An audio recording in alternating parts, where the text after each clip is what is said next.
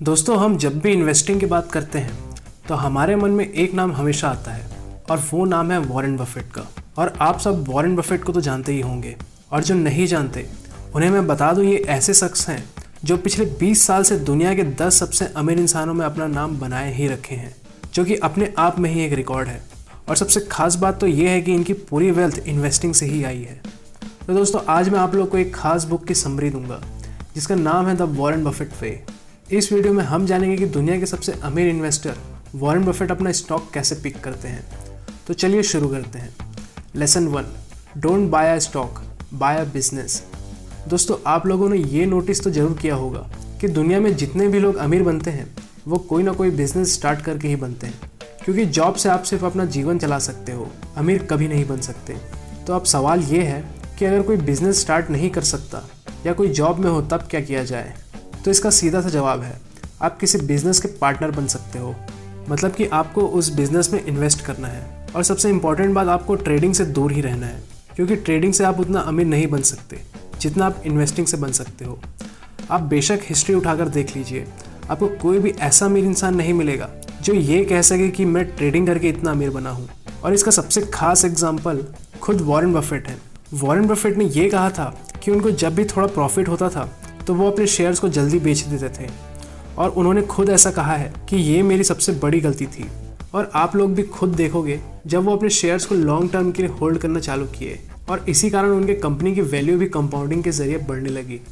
दोस्तों, हम स्टॉक में इन्वेस्ट नहीं करते, हम किसी बिजनेस में इन्वेस्ट करते हैं स्टॉक के जरिए। और आपने कभी ये सुना है कि कोई भी बिजनेसमैन अपने स्टॉक्स को खरीदता बेचता रहता है? तो दोस्तों, आपको भी किसी स्टॉक को खरीदने से पहले उसके बिजनेस को समझना जरूरी है।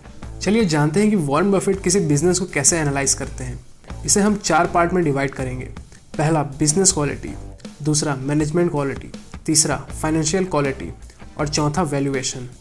सबसे पहले बात करते हैं बिजनेस क्वालिटी की।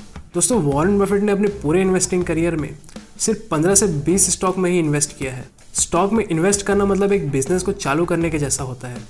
और आप जितने भी बिजनेसमैन लोगों को देखोगे वो सबसे पहले अपने पहले बिजनेस पर फोकस करते हैं और उसके सक्सेस होने के बाद किसी दूसरे बिजनेस के बारे में सोचते हैं। और सेम वॉरेन बफेट भी किसी बिजनेस में इन्वेस्ट करने से पहले उसके बिजनेस को समझते हैं, उसकी क्वालिटी चेक करते हैं, उसके कॉम्पिटिटर कौन कौन है ये देखते हैं, और उस कंपनी का मोड चेक करते हैं कि कैसे ये कंपनी दूसरी कंपनी से बेहतर है, और आने वाले 20-25 सालों में भी ये कंपनी क्या ग्रो करते रहेगी या इतने सालों में ये पीछे तो नहीं रह जाएगी। और ये सब देखने के बाद उसके प्रोडक्ट और क्वालिटी को चेक करते हैं। और वॉरेन बफेट अक्सर उन्हीं कंपनी को अपने लिस्ट में रखते हैं जिसके प्रोडक्ट वो खुद यूज़ करते हैं। एग्जाम्पल के लिए हम एक FMCG कंपनी को लेते हैं। जैसे कि हमारे इंडिया में सबसे अच्छी FMCG कंपनी है हिंदुस्तान यूनिलीवर। ये company Horlicks, Lifebuoy, Pepsodent, Lux, Rin, Surf Excel, Lakme जैसे और भी ढेरों सारे प्रोडक्ट्स बनाती है। तो बात ये है कि ये सब रोज़मर्रा की चीज़ें हम यूज़ करते ही करते हैं और आगे भी करते ही आएंगे। तो हम ये बोल सकते हैं कि ये कंपनी आने वाले 20 सालों तक ग्रोथ में ही रहेगी। और दोस्तों, आपको अक्सर फैंसी स्टॉक से दूर ही रहना चाहिए, भले ही वो कितना भी तेज़ी से आगे क्यों ना बढ़ रहा हो, क्योंकि अगर आप उसके बिजनेस को समझ नहीं सकते तो आप उसमें इन्वॉल्व मत हो तो ही अच्छा है। और नए लोग अक्सर यही गलती करते हैं, वो दुनिया भर के स्टॉक्स को खरीद लेंगे जिन्हें वो जानते तक नहीं कि ये कंपनी आखिर करती क्या है। और इनके पोर्टफोलियो में 50 से 60 स्टॉक तो मिलेंगे ही मिलेंगे, और ये ज़्यादातर सस्ता ही स्टॉक प्रेफर करते हैं या फिर किसी के कहने पर वो स्टॉक बाय कर लेंगे। लेकिन आपको ये गलती नहीं करनी है। अगला पॉइंट है मैनेजमेंट क्वालिटी।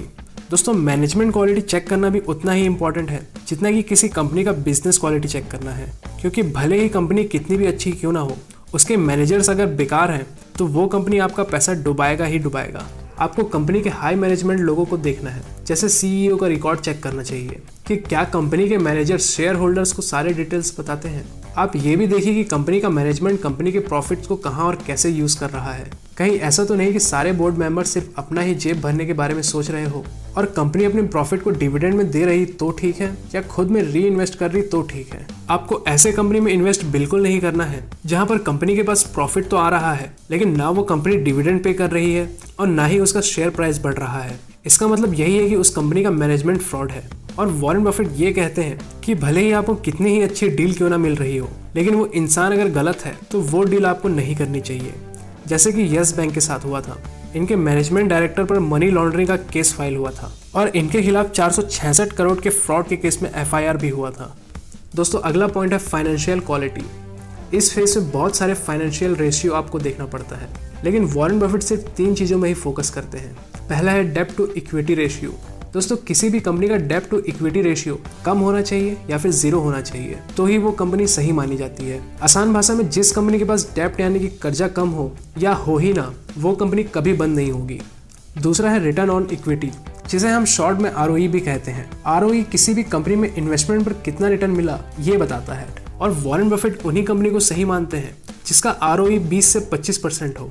तीसरा है डिविडेंड पे और री इन्वेस्ट प्रॉफिट। दोस्तों वॉरेन बफेट ये भी देखते हैं कि कोई कंपनी अपने शेयर होल्डर्स को डिविडेंड दे रही है या नहीं। अगर नहीं तो कंपनी का शेयर प्राइस बढ़ना चाहिए, क्योंकि कंपनी के प्रॉफिट्स में शेयर होल्डर्स का भी हक है, और उन्हें ये भी नहीं मिल रहा तो पैसा डूब ही रहा समझ लो। दोस्तों अगला पार्ट है वैल्यूएशन एनालिसिस का। दोस्तों वॉरेन बफेट कंपनी की वैल्यूएशन के बिना उसमें निवेश करते ही नहीं है। वैल्यूएशन का मतलब किसी कंपनी को खरीदने के लिए आप कितना पे कर रहे हो ये होता है, क्योंकि अगर आपने सारे फंडामेंटल एनालिसिस कर लिया लेकिन उसे महंगे प्राइस पर खरीद लिया तो आपको प्रॉफिट बहुत ही कम होगा। वॉरेन बफेट वैल्यूएशन के लिए कंपनी की इंट्रिंसिक वैल्यू निकालते हैं, और जब फेयर वैल्यू में शेयर मिले तभी उसमें निवेश करते हैं, नहीं तो वो वेट करते हैं। दोस्तों अब आते हैं लेसन 2 में, जो है बफेट रूल्स। दोस्तों वॉरेन बफेट के 2 ही रूल्स हैं। Rule number 1 don't lose money, और rule number 2 don't forget the rule number 2।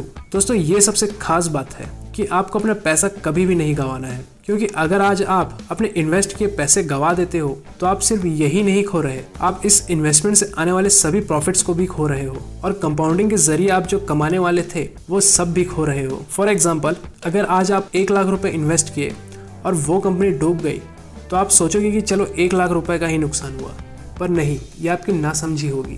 क्योंकि अगर यही आपने किसी ऐसी कंपनी में इन्वेस्ट किया होता जो हर साल 20% का रिटर्न दे रही, तो 30 साल बाद इस 1 लाख की वैल्यू 2 करोड़ 46 लाख की हो जाए। तो आपने 1 लाख रुपए नहीं गंवाया, बल्कि आपने 2 करोड़ 46 लाख रुपए गंवा दिया। तो दोस्तों आज के लिए बस इतना ही, और अगर आपको वीडियो अच्छी लगी तो इसे शेयर और लाइक जरूर करें, और जो चैनल पर नए हैं वो सब्सक्राइब जरूर करें। धन्यवाद।